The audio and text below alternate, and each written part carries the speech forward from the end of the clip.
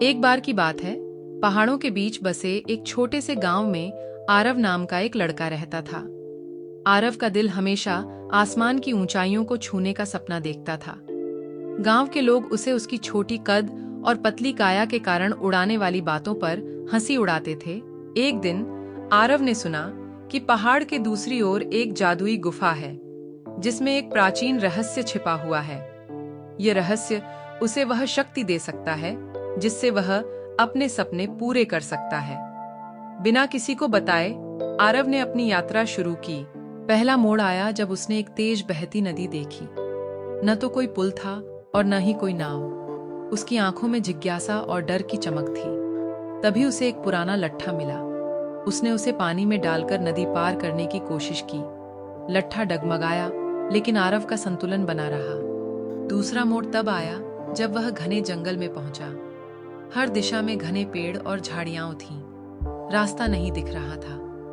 आरव ने अपनी जेब से छोटा चाकू निकाला और धीरे धीरे रास्ता काटते हुए आगे बढ़ने लगा। हर कदम के साथ उसकी सांसें तेज हो रही थीं, लेकिन उसकी हिम्मत बरकरार थी। तीसरा मोड़ तब आया जब उसे एक विशाल चट्टान दिखी। चट्टान के ऊपर एक छोटा सा छेद था जो गुफा के दरवाजे तक ले जा सकता था।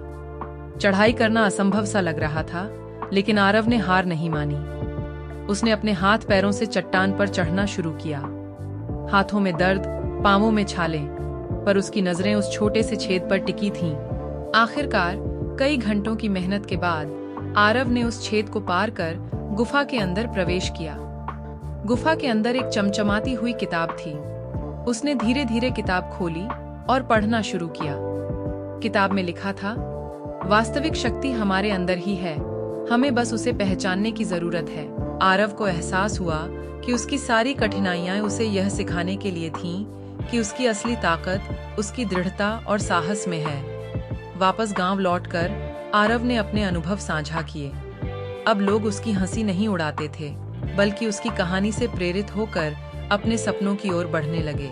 आरव ने सबको सिखाया कि किसी भी सपने को पाने के लिए बस एक कदम बढ़ाने की जरूरत होती है, चाहे वह कदम कितना भी मुश्किल क्यों न हो।